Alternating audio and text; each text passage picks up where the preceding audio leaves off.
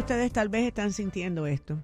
Incluso tal vez votaron por Donald Trump y tal vez están perfectamente de acuerdo con todas las medidas que se están llevando a cabo, pero tal vez hay algo que le incomode, tal vez hay algo que le esté dando ansiedad.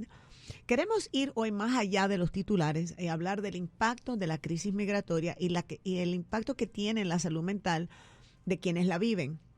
Esta mañana hemos invitado a la psicóloga Cristina Balinotti, con quien abordamos el tema de cómo se procesa los sentimientos, las emociones y cómo psicológicamente los migrantes pueden lidiar con esta incertidumbre, porque es mucha incertidumbre. Muy buenos días, Cristina Balinotti. Gracias por estar con nosotros.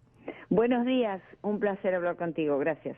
Bueno, muchas veces, Cristina, hablamos de la migración en términos legales, en términos políticos, si nos ofende, si estamos de acuerdo, si no, pero la realidad es que hay muchas personas que están en medio de este proceso. ¿Y cómo empieza a afectar la salud mental a una persona desde el momento en que toma la decisión de emigrar? Olvídate de ya estar aquí y tal vez estar en esta incertidumbre, pero al momento que dejan su país, su patria, sus costumbres, su lenguaje, su gente. Bueno, ocurren una serie de pérdidas envueltas dentro de la noción de duelo, porque es una pérdida, ¿verdad? Uh-huh. Los primeros sentimientos son de soledad y exclusión, miedo, estrés y agotamiento emocional. Quien describe perfectamente este síndrome, ¿verdad?, es Joseba Anchoategui, que es un psiquiatra barcelonés, que justamente desarrolla el síndrome de Ulises, el inmigrante que viene no solamente a lo mejor con dinero, queriendo estar en este país, sino aquel que viene con estrés crónico y múltiple porque ya tiene un problema en el propio país, económico, político, lo que fuere, ¿verdad? Y entonces él nos dice que no es un solo duelo el que experimenta el inmigrante, sino 7 duelos, los 7 duelos del inmigrante, que pierde la familia, siempre se deja algo atrás, el idioma, la lengua, la cultura, la patria, como decía Baudelaire, la patria es la infancia, es decir, nuestra infancia se desarrolló en nuestra patria. El estatus social, ¿verdad? Allá a lo mejor es una persona médico y acá tiene que hacer otra clase de tareas, ¿verdad?, que no hubiera pensado en su país. Grupo de pertenencia, o sea, los amigos ya no están más. Los riesgos físicos a los que se expone, vale decir, son 7 duelos. Y se llama justamente síndrome de Ulises por ese legendario héroe mitológico que de origen a la Ilíada, ¿no?, la Odisea de Homero. Y justamente es una odisea lo que pasa el inmigrante. Literal. O el inmigrante. Es literal. ¿Qué tipo de trastornos emocionales o psicológicos son más comunes entre estas personas que emigran, especialmente aquellos que atraviesan procesos forzados o traumáticos? Porque también tenemos que darnos cuenta que muchas de las personas que están aquí tal vez pasaron mucho para llegar, incluso fueron abusados para llegar. Sí, exactamente, sí.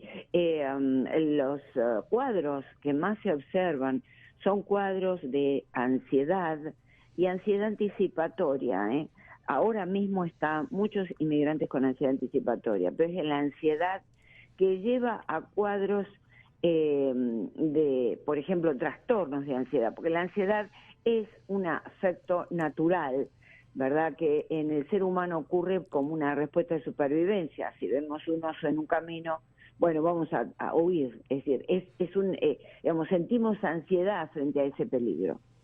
Y hay ansiedades que son patológicas, es decir, ansiedades como esta, ¿verdad?, que las que está experimentando el inmigrante. Hay mucho ataque de pánico, es decir, el ataque de pánico es el trastorno más representativo de la ansiedad, ¿verdad? Hay depresión, pero depresión espiritual también, no solo la depresión clínica, que muchos llegan con depresión clínica, con ideación ya de suicidio, están medicados en sus países, vienen acá y tienen que continuar, sino la depresión espiritual. Es decir, de pronto perdieron el rumbo, y eso nos lleva a nosotros a esta depresión que se llama noógena, de nous, espíritu, es decir, esta espiritualidad que se deteriora. ¿Por qué? Porque realmente tenemos que encontrar nuevamente el rumbo en medio de la neblina. Bueno, muchas personas. Y por supuesto estrés. Sí. Y muchas personas, incluso conozco madres que han dejado a sus hijos atrás en sus países para darles una mejor vida. Llegan a Estados Unidos, viven, trabajan, envían muy buen dinero y la familia puede vivir una vida diferente que lo que hubiese sido si la madre hubiese quedado. Pero fíjate tú, qué encrucijada, qué situación tan difícil. El hijo necesita a la madre, sin embargo, esa madre, tratando de ser la mejor madre, se separa de sus hijos, llega a Estados Unidos, se envía dinero y esos hijos tienen mejor educación, mejor vida, pero siempre queda esa huella de abandono. Siempre queda eso. Hábleme acerca del impacto que tiene esa separación familiar prolongada. Bueno, es un desgarramiento y es una huella.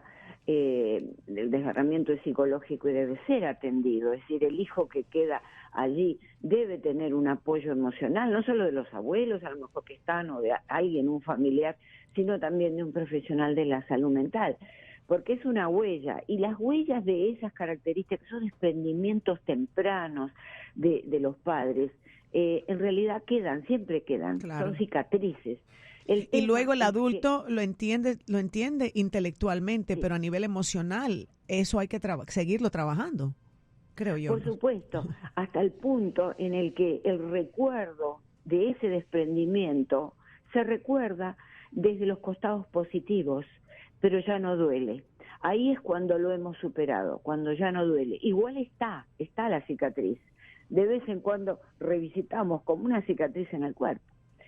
De modo que se necesita la atención para procesar esto. Inclusive ahora que, bueno, con Internet podemos hacer, aunque los padres, la madre estén lejos, hacer quizá una terapia conjunta, los hijos en un país, la madre en otro, a través de terapia por Internet, es decir, con psicólogos que atienden online. Es importante, porque si no se detiene el desarrollo de la propia vida y uno puede quedar detenido en esa pérdida, ese dolor nos hace justamente no avanzar en la vida.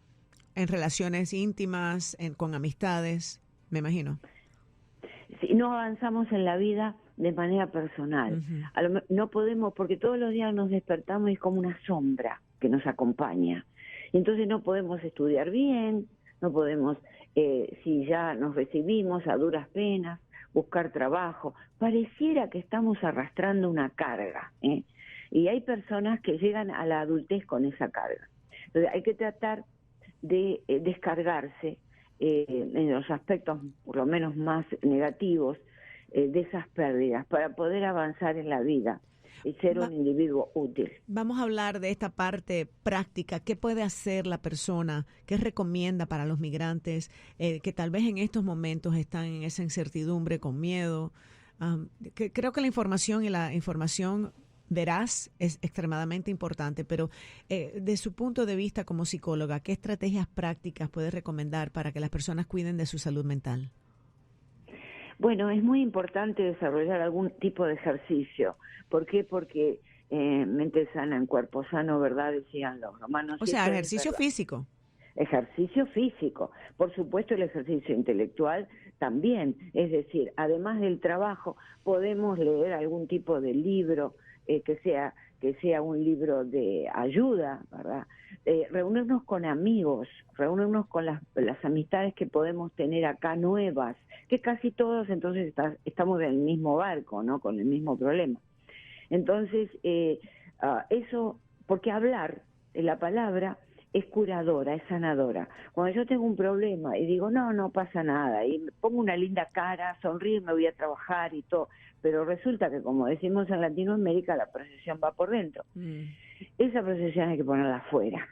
¿Y cómo se hace? A través de la palabra. La palabra es una herramienta curadora. Cuando yo lo pongo afuera, es lo mismo, deja de intoxicarme por dentro. Es un proceso similar a una mala digestión de alimentos. Entonces necesitamos vomitar, necesitamos descargarnos de eso que nos toxifica. Bueno, y es interesante porque yo soy muy creyente en que cuando uno no procesa las emociones, eventualmente te salen achaques físicos. El cuerpo te avisa. Qué interesante esta conversación. Muchísimas gracias, Cristina Balinotti, por estar con nosotros. Siempre su perspectiva es bienvenida aquí en las Mañanas de América Radio. Muchísimas gracias por ayudarnos, porque me parece que le hacía falta a los inmigrantes escuchar estas palabras, porque tal vez están sintiendo esto y se pueden identificar con lo que hemos conversado. Así que muchas gracias por el aliento. Gracias a ti por la invitación.